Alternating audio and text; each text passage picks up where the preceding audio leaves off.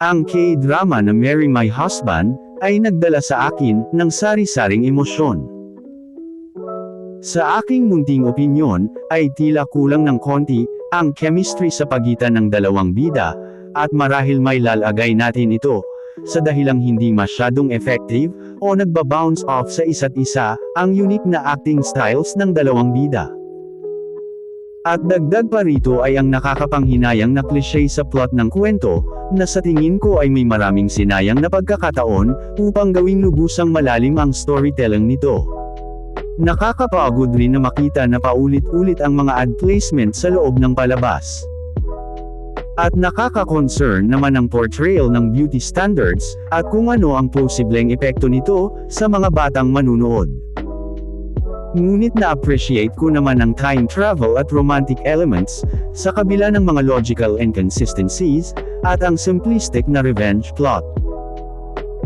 May compare naman sa ilang mga series, ang kakulangan ng Marry My Husband sa pag-explore ng mga plot points, na maaring mag-elevate pataas ng narrative, at mga characters, especially dahil sa potential na pinakita ng source material. Kung ikaw ay isang fan ng source material, na isang webtoon, malaki ang chance na dissatisfied ka rin, sa pagliko nila mula sa original na plot, na tila ba na-dilute o napatabang, ang mga malalalim na tema at importanteng mga character development. Ngunit hindi maipagkakaila, na bumawi sila sa pag-pursue ng mga major plot points, na sa akala ko ay hindi nila makakayang tahakin.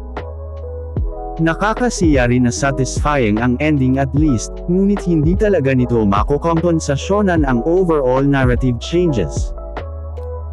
Sa kabila ng mga criticisms ko na ito, sa mga elemento ng product placement at editing choices, ang nakakaintrigang plot, at ang mahusay na pag-blend ng romantic comedy at time travel ay deserving ng atensyon at puri.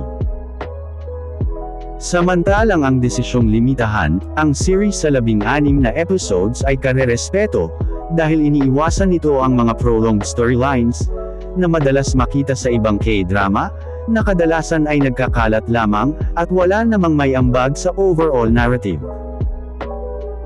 Sa gitna ng mga iba't ibang opinyon ko sa palabas na ito, ang K-drama na Marry My Husband ay karapat-dapat i-celebrate, bilang isang touching at well-executed na adaptation, na nagbibigay spotlight sa performances ng cast lalo na sina Park Min-young at Na In-woo. Ang lalim at paglaki ng mga characters, kasama ang standout na cinematography, ay nag-iitaas sa viewing experience. Sa kabila ng mga minor grievances ko sa ilang editing styles, at paulit-ulit na cuts sa iba't ibang angle, ang overall direction at soundtrack ay nagko-contribute sa isang cinematic na series. At sa pagtatapos ay naiwan akong excited para sa future collaboration ng cast. At dito nagtatapos ang aking review para sa K-drama na Marry My Husband. Kung kayo ay nag-enjoy sa video na ito, huwag kalimutan sampalin ang like button at mag-subscribe para hindi tayo pakasalan ni Min Hwan. Maligayang panunood!